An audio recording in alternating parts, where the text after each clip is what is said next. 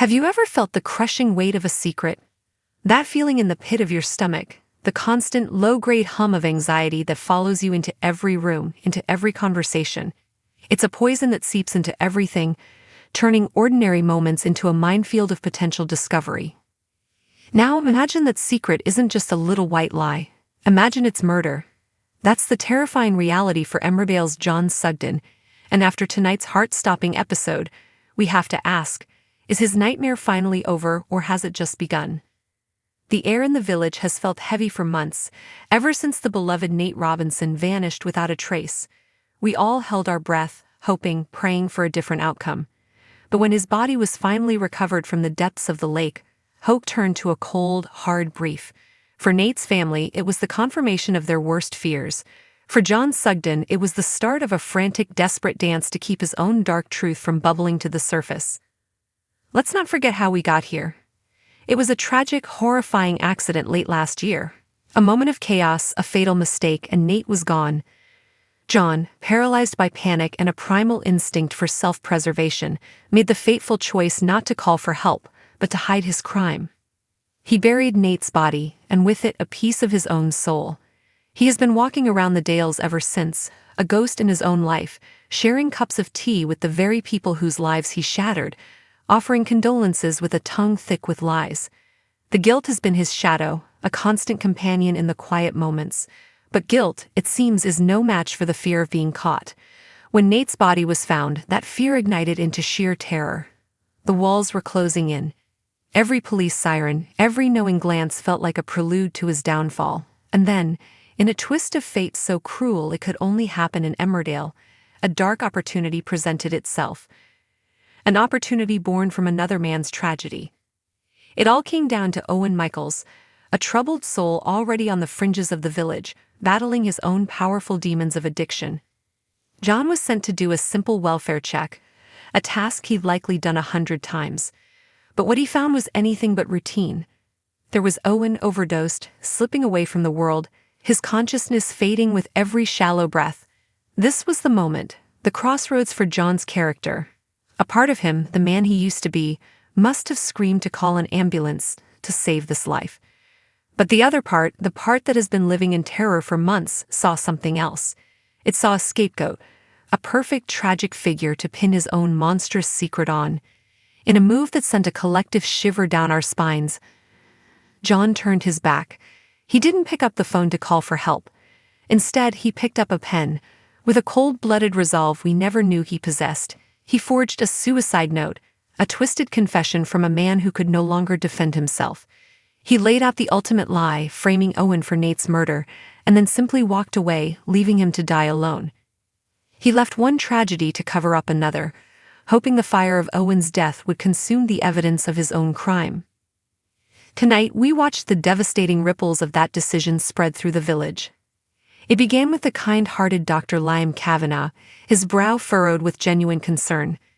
John had lied to him, claiming he couldn't locate Owen, planting the seed of a false alarm. But Liam's professional duty and basic human compassion wouldn't let it go. We followed him to Owen's house, our hearts pounding in our chests, hoping alongside him that this was all a misunderstanding. The sight of that body bag being wheeled out of the house was a punch to the gut. The clinical finality of it. Liam's face, a mask of shock and dawning horror, mirrored our own. This wasn't a false alarm. It was the worst-case scenario. His conversation with the detective afterward only deepened the nightmare. A suicide note, a confession to Nate's murder. It all seemed too neat, too convenient. But for the police, it was a closed case. The most gut-wrenching scene, however, was watching the detective break the news to Kane Dingle and Tracy Robinson. The raw, unfiltered pain was almost too much to bear. For months they have been suspended in an agony of not knowing. Now they were given an answer, but it was an answer that felt like a slap in the face. To hear that Nate's death was a chance encounter, a random act of violence by a desperate addict, stripped his tragic end of any meaning. Kane, a man who contains his emotions like a pressure cooker, looked ready to explode, his jaw clenched so tight it was a wonder it didn't break. Tracy simply crumbled, the weight of the senselessness of it all crushing her. They were grieving not just for Nate, but for the violent injustice of the story they were being told. a story meticulously crafted by the real killer. And where was John during all this? He was playing the part of a lifetime. Back at the surgery, he listened with feigned shock as Liam recounted the tragic discovery. He put on a show of being a concerned colleague, a man shaken by the darkness that had befallen their quiet village. The two even headed to the wool pack for a drink to steady their nerves, a chillingly normal act under the most abnormal of circumstances. It was there, in the comforting warmth of the pub, that the next piece of this terrifying puzzle clicked into place. They bumped into Robert Sugden, and this, my friends, is where everything could change. Robert, himself a recent victim of Owen's, having been spiked by the addict on a date, listened with stunned silence as John relayed the news that Owen had taken his own life and confessed to killing Nate. John, with ice in his veins, looked Robert dead in the eye and delivered the most twistedly ironic line of the night. "You had a lucky escape."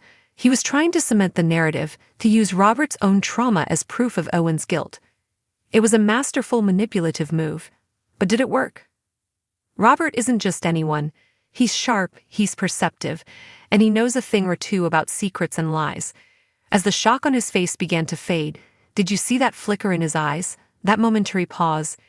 It was the look of a man whose gears are turning, a man who understands that things in this village are rarely as they seem. He was stunned, yes, but was he convinced? Or did a seed of doubt just get planted in the one person who might be clever enough to see through John's elaborate, monstrous tirade?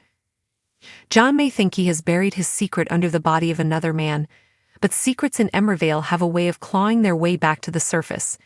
He may have fooled the police, and for now he's fooling his friends, but Robert Sugden is a wild card, and John's calculated gamble might have just put the truth in the hands of the one person he can't control.